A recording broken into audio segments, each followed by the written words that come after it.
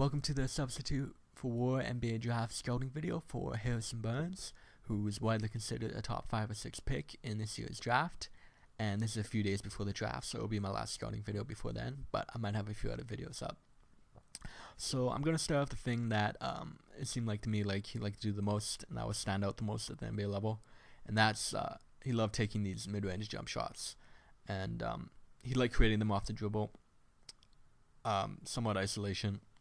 But he loved like the step back shots, one dribble, and he took a really high amount of like fadeaway off balance shots. And the concern with this, especially with the fadeaway ones, is that these are really off balance, low percentage shots, typically in the low 40s for percentage. So there's a school of thought that says players who take a lot of these shots are actually hurting their teams. I wouldn't go that far. I think any player who can create a shot has some value because a lot of plays, the team just has nowhere else to go. So you throw it into a guy like Barnes and he can create something, and that has some value, especially on bad teams. So he's the kind of guy whose peak scoring numbers should come early in his career, where he takes a high volume of shots. But as he becomes a supporting player, more of a spot-up player later in his career, his scoring goes down. The big concern for me is that he just didn't have the blow-by ability to get past the initial line of defense to get to the rim. And so, because of the efficient shots at the rim of the free throw line, this could be a big concern for his shooting percentage. Yeah, it just seemed like really overwhelmingly he created offense 15 feet and out in these jump shots. As you can see in these clips, pretty much all of them are mid jump shots, and I didn't really pick and choose. He basically had no plays where he broke through the defense and got to the rim off the dribble. He had to pull back and take these shots. Here's his 3-point shooting. His form looked pretty solid. He'll have range. He didn't take a high volume of them. He seemed to be more comfortable taking mid-range. One concern is that his free throw percentage is in the low 70s, and that's very low for a player who's a sniper. It's more indicative of a player who can hit threes but isn't like one of the best of the best in terms of his shooting. But his form looks pretty good. His release looks good. Yeah, threes would be one of his more efficient shots in the NBA, so that could help out his efficiency a little bit.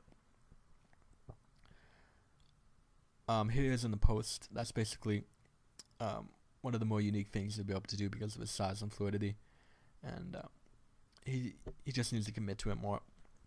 I think what coach he has will make a big difference for his career, because if a coach can get to him and tell him to stop taking off-balance, low percentage shots and take more in the post, that can make him a more viable player, I think.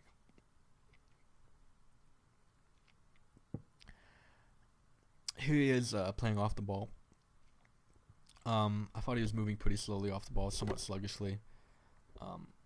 The way I would use him, I would have him outside of the 3-point arc a lot, as then he could spot up for threes and space the floor, but he tended to like hanging out inside the mid-range area, because that's I think he preferred to take those mid-range shots.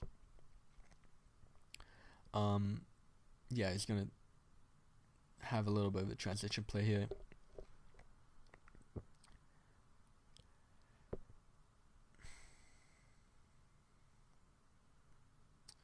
It's a very nice alley-oop play.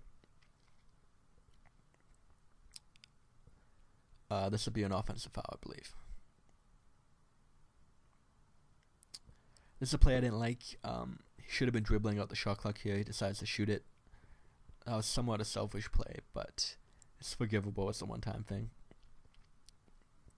I'm going to show you some passing now. It wasn't a huge part of his game, but I'm going to include it anyways. And when he saw an open pass, he could make it. For me, and it does seem like he's a player with solid court vision, but for me, it's a player that I think it just comes down to how he approaches the game. He seemed like a guy, whenever he got the ball, he kind of had a one-track mind in terms of shooting it, and he passed it when he had no other option. But yeah, I just think he can improve his passing numbers if he just commits to trying to find teammates instead of playing like he's on an island to me, and playing like he's out there just trying to score points rather than entirely for his team. This is the play that he made. the most as a passer. When Zeller and Henson were inside, he could dump it in. And he's going to do the same thing here. I'm going to show you some defense now for a while. This is against Michael Kidd-Gilchrist, who is the other big small forward prospect in this draft. I thought Kidd-Gilchrist got the better of him. Kidd-Gilchrist seemed like he was much more intense and into the matchup. Burns a bit more sluggish. The biggest problem I have with Burns defensively is that his lateral quickness just isn't that impressive. He's just not that fast. And basically that's a big concern in the NBA for a few reasons. One, man-to-man, fast players with elite first steps, I think we'll be able to get by him. And secondly, in terms of his help defense, he just doesn't rotate that quickly to me. And yeah, that's what elite defense is like in the NBA nowadays. It's about hard, fast rotations. I'm not sure if Burns fits into that extremely well. It's some more off-ball defense. You can see he's in the middle there. Yeah, he just doesn't seem to be moving that much on these plays. Not moving that fast. There's going to be a lot of plays, but it seems like if he was one step faster, he could impact the play. Yeah, I just didn't see him defensively impacting the game that much. If I was an overall player, his comparison is like a poor man's Carmelo Anthony, basically with much less offensive talent. One concern is that he plays defense exactly like Carmelo Anthony does too. Kind of sluggishly and not moving all that fast. But yeah, I can see the strength will help him because he won't get posted up, but he'll be able to fight for screens a little bit. But overall, he just didn't seem like he was a player who was all that into defense and was kind of caught being a step slow a lot. So I think he can fit defensively, but I don't think there's any reason to believe he'll be like a standout defender. I don't think he has the speed or is quite long enough for to have an advantage defensively. As you can see here, he's caught a little bit. Again, gets caught by the screen there. Is in transition. This will be a final defensive play. As you can see, he just gets thrown out of position there.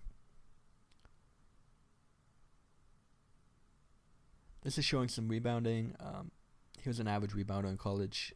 I don't think he'll get many offensive rebounds in the NBA because he'll be away from the basket so much. But because of his size, he shouldn't have an excuse to get less than 6 a game, in my opinion. And here's the final one. So these are just some assorted clips while I give my final thoughts. The thing that stood out for the most to me in terms of what will translate to the NBA is his mid-range shot creating. And I really think he'll be able to get that game off exactly like he does in college. A lot of step backs and using his length over his defenders, etc.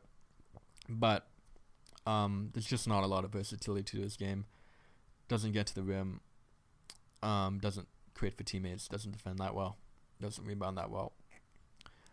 He does have ability to add some in the post to get better as a 3-point shooter. So that could improve his efficiency. But overall, to me, he looks like a guy who's going to score over 15 shots a game, probably because he's going to be able to take a high volume of shots and create a high volume of shots. But yeah, I could see him being more of a primary scorer on a bad team early in his career. And then maybe when he ends up on a good team, he's has less volume, more spot-up shots in his late 20s or whatever. The name that actually stuck out to me as a comparison for him, that really seemed like he scores the exact same way as his player, is Nick Young. Young really likes those fancy-looking mid-range shots, 3-point shots, but just doesn't have the foot speed, which hurts him because he doesn't get to the rim that much, and he doesn't do that much defensively. So that's really the name that kind of stuck out to me in terms of who he resembles. Again, you could say if you took Carmelo Anthony and you took away Carmelo's first step and basically you left him just as a jump shooter, as a big jump shooter and occasional post player, that'd be another comparison. But there's a school of thought that would say that Carmelo, without the speed to get past defenders, isn't taking very many good shots. But yeah, I think he's probably a starter. He has the size and he has shot creating ability, but he's the type of guy that he could be taking 15 shots in the game immediately. So he's gonna make his mark one way or another. He's gonna get that raw points per game up. But I think he's worth a top 10 pick. I don't think he's the type of player that changes the franchise, but I think he's probably a starter and a relevant player long term. Sort of like a Nick Young with more size and rebounding, and more defensive potential. Thank you for watching, and I'll try to put some more videos up in the next couple days.